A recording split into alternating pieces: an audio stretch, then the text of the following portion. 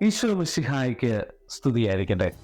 പ്രിയപ്പെട്ടവരെ, പരിശുദ്ധാത്മാവിന് വേണ്ടി ഏറ്റവും അടുത്ത് ഒരുങ്ങിക്കൊണ്ടിരിക്കുന്ന നാളുകളാണല്ലോ ഇത്. സ്വർഗാരോഹണം കഴിഞ്ഞ് 10 ദിവസം ആത്മാർത്ഥമായി പരിശുദ്ധാത്മാവിനെ നമ്മുടെ ജീവിതത്തിലേക്ക് സ്വീകരിക്കണമെന്ന് പറഞ്ഞ് നാം പെന്തക്കോസ്തയ്ക്ക് വേണ്ടി ഒരുങ്ങി. എൻക്രിസ്റ്റോ യൂത്തിലും പുതിയ മധ്യസ്ഥ പ്രാർത്ഥന മിഷണറിമാർ ഇതേ ഒരുക്കത്തിലാണ്. ഈ നാളുകളിൽ പരിശുദ്ധാത്മാവ് പ്രത്യേകം ഈ ഒരു പരിശുദ്ധാത്മ ആവാസത്തിന് വേണ്ടി തയ്യാറെടുത്തുകൊണ്ടിരിക്കുമ്പോൾ മനസ്സിൽ തന്ന ഒരു വചനത്തെയാണ് ഇന്ന് നിങ്ങളുടെ മുമ്പിൽ പറയുവാന്, വിചിന്തനം നൽകുവാന് ഞാൻ ആഗ്രഹിക്കുക. ലൂക്കായുടെ സുവിശേഷം 24-ാം അധ്യായം 49-ാം തിരുവചനം. അതിങ്ങനെയാണ്: ഇതാ എന്റെ പിതാവിന്റെ വാഗ്ദാനം നിങ്ങളുടെ മേൽ ഞാൻ അയക്കുന്നു. ഉന്നതത്തിൽ നിന്ന് ശക്തി ധരിക്കുന്നതുവരെ നഗരത്തിൽ തന്നെ വസിക്കുവിൻ. കുരിശുമരണം കഴിഞ്ഞ് ഉത്ഥാനം കഴിഞ്ഞ് പേടിച്ചരണ്ടിരിക്കുന്ന ശിഷ്യന്മാരുടെ മുമ്പിൽ ഈശോ ചെന്നിട്ട് പറയുന്ന വാക്കുകളാണ്. ഈ വാക്യങ്ങളിലെ ഏറ്റവും അവസാനത്തെ സെന്റൻസ് ആണ് ഇന്ന് നാം കൂടുതൽ പ്രാധാന്യം കൊടുത്തുകൊണ്ട് വിചിന്തനം ചെയ്യുക. അതിങ്ങനെയാണ്: ഉന്നതത്തിൽ നിന്ന് ശക്തി ധരിക്കുന്നതുവരെ നഗരത്തിൽ തന്നെ വസിക്കുക.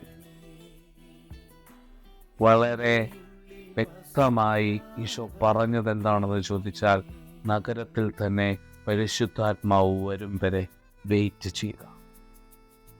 എന്താണ് ആ നഗരത്തിന്റെ സാഹചര്യം? ഈശോയുടെ കുരിശുമരണത്തിന് ശേഷം ഈശോയോടടുപ്പമുള്ള, ഈശോയോട് കൂടെ നടന്ന പലരെയും സകലരെയും പിടിക്കുവാനുള്ള യഹൂദരുടെ ശ്രമങ്ങളുടെ നടുവിലാണ് ആ നഗരം മുമ്പോട്ട് പോയിക്കൊണ്ടിരിക്കുക. ശിഷ്യന്മാരെല്ലാവരും തങ്ങൾ കൊല്ലപ്പെടുമോ എന്നോ പിടിക്കപ്പെടുമോ എന്നൊക്കെ ഓർത്ത് പേടിച്ചരണ്ടായിരിക്കുന്ന സന്ദർഭമാണ്. ഈ സമയത്താണ് ഈശോ അവരോട് പറയുന്നത്, മക്കളെ, നഗരത്തിൽ തന്നെ വസിക്കുവേ. എന്താണ് ഇതിന്റെ അർത്ഥം? ഉന്നതത്തിൽ നിന്ന് ശക്തി ലഭിക്കണമെങ്കിൽ നിങ്ങൾ പലതും നിങ്ങളുടെ മുമ്പിൽ പ്രതിസന്ധികളായി ഉണ്ടായേക്കാം, പക്ഷെ ക്ഷമയോടെ കാത്തിരിക്കണം. ശിഷ്യന്മാർ ചിന്തിക്കുന്നുണ്ടാവും, ഇത് പറയുമ്പോൾ നഗരത്തിൽ തന്നെയോ ഞാൻ കൊല്ലപ്പെട്ടാലോ, ഞാൻ പിടിക്കപ്പെട്ടാലോ, ഞാൻ പീഡിപ്പിക്കപ്പെട്ടാലോ? പക്ഷേ ഈ വചനം അവർക്ക് നൽകിയ ഒരു വിശ്വാസം ഇതാണ്: ക്ഷമയോടെ ഞാൻ കാത്തിരിക്കാം, ക്ഷമയോടെ ഞാൻ കാത്തിരിക്കാം. പ്രിയപ്പെട്ടവരെ, നമ്മളെല്ലാവരും പരിശുദ്ധാത്മാവിന് വേണ്ടി ഒരുങ്ങിക്കൊണ്ടിരിക്കുന്ന നാളുകളിൽ പലപ്പോഴും നാം പല പ്രതിസന്ധികളിലൂടെയായിരിക്കും കടന്നുപോയിക്കൊണ്ടിരിക്കുക. നമ്മുടെ മുമ്പിൽ ക്ഷമയുള്ള അല്ലെങ്കിൽ ക്ഷമയോടെ പലതും കാത്തിരിക്കാൻ പറ്റാത്ത അവസ്ഥകളിലൂടെ പോയിക്കൊണ്ടിരിക്കുക. എന്നാൽ പരിശുദ്ധാത്മാവിൻ്റെ ഏറ്റവും പ്രധാനപ്പെട്ട ദാനമായ ക്ഷമ നമുക്കുണ്ടാകണമെന്ന് ഈശോ ശക്തമായി വചനത്തിലൂടെ പറയുക. Wait with patience.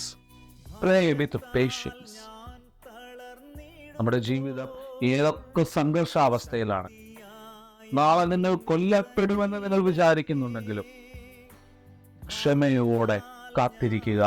കാരണം വരാൻ പോകുന്നത്, നിങ്ങൾ ധരിക്കാൻ പോകുന്നത് ഉന്നതത്തിൽ നിന്നുള്ള ശക്തിയാണ്. ഈ വചനം നമ്മുടെ ജീവിതത്തിൽ ഇങ്ങനെ സ്വീകരിച്ച് മനസ്സോട് ചേർത്ത് പിടിക്കാം. പരിശുദ്ധാത്മാവേ, എന്നിലേക്ക് കടന്നു വരണമേ, ഞാൻ ക്ഷമയോടെ അങ്ങയ്ക്ക് വേണ്ടി കാത്തിരിക്കുന്നു. വളരെ സ്നേഹത്തോടെ റൂബൻ ബ്രദർ, എൻക്രിസ്റ്റോ യൂത്ത് ഡയറക്ടർ.